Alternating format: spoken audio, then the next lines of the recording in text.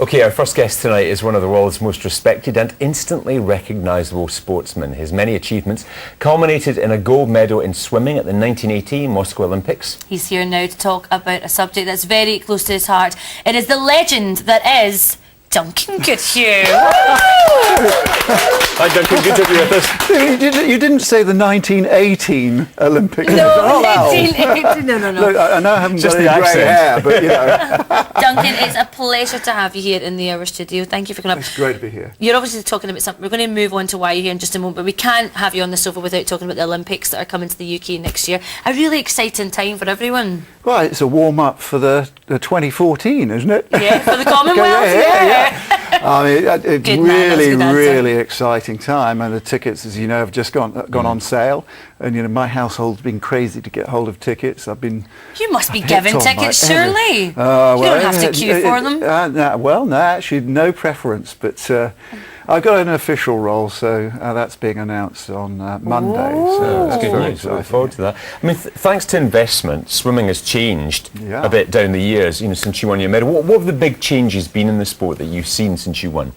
I think the biggest change for which has really helped the sport and our young champions has been the national lottery, and that's attracted other monies. Like we've got sponsor British Gas is the largest sponsor of swimming in the world. And at the end of the day, the kids, it's all about, is it valued? I don't mean that by money.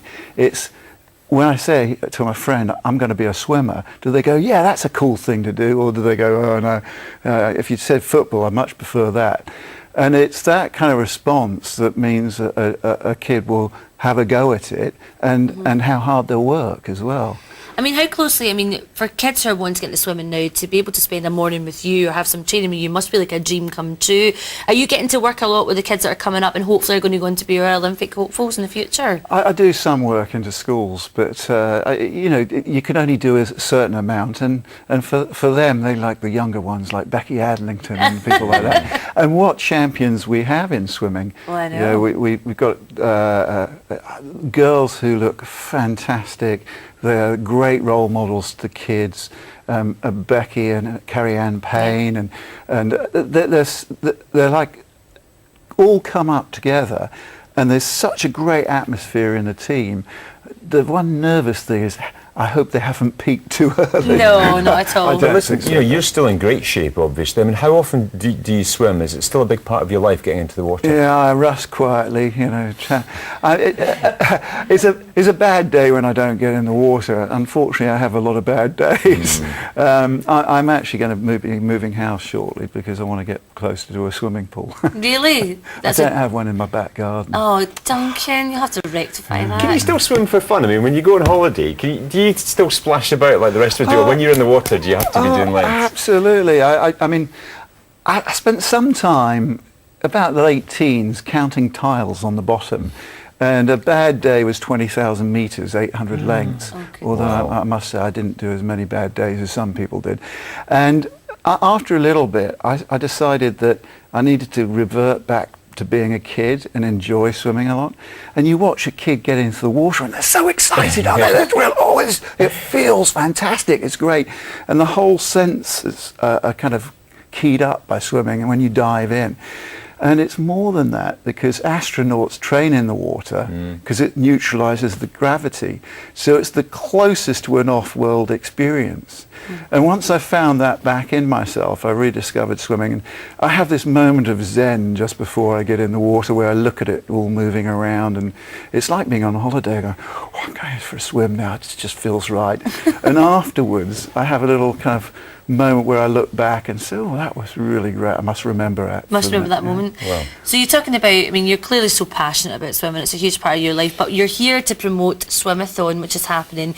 You're trying to encourage everyone in the UK to get involved. It's on April 8th, 9th and 10th. Tell us a wee bit about it. Well, Swimathon's been just the most fantastic event. Our swimmers have managed to raise over £43 million for charity. So well done to all the swimmers. Absolutely brilliant.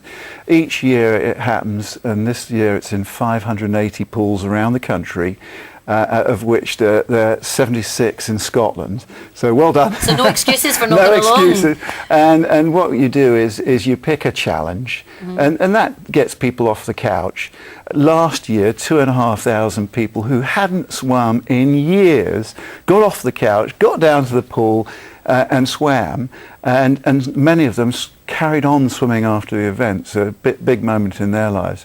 This year we're raising money for Marie Curie Cancer Care, which is just the cancer care nurses are fantastic. I mean, both my mother and my mother-in-law died of cancer. My mother-in-law passed away at home, and those Marie Curie cancer nurses help you in that last period of time. And just well done, anybody who's a nurse out there. Absolutely. Fantastic. So who can get involved in this, Duncan? You know, in terms of age or physical fitness, who can do this? Well, this morning I was in Manchester with a little family, and Freya is 5 years old. Now, the truth is, her mum's going to help her a little on the first two lengths, and they're going to swim the rest. But the great thing, and what's made the event so appealing, is you can pick your challenge, and you can do it as a team. So you can do it with work colleagues or friends, or you could do it with an enemy. You know, swim sure two lengths and make them swim the rest. I like that idea. There's something for everyone, really, isn't it? It really is. If you can swim, there's something there. And the sense of camaraderie when you're down in the pool, knowing you're taking part in this massive event and helping a charity that's helping people locally. Well, Duncan, we can't thank you enough for being here. Thank you so much. We'll look forward to this big announcement on Monday. We'll be.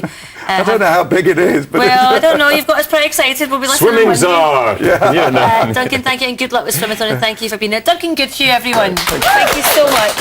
Thank you. How nice to meet you. Thank you, Duncan. All right, for full details of the Swimathon 2011, just head to our website, stv.tv/whoever and follow the line. What a nice guest. Yeah, lovely.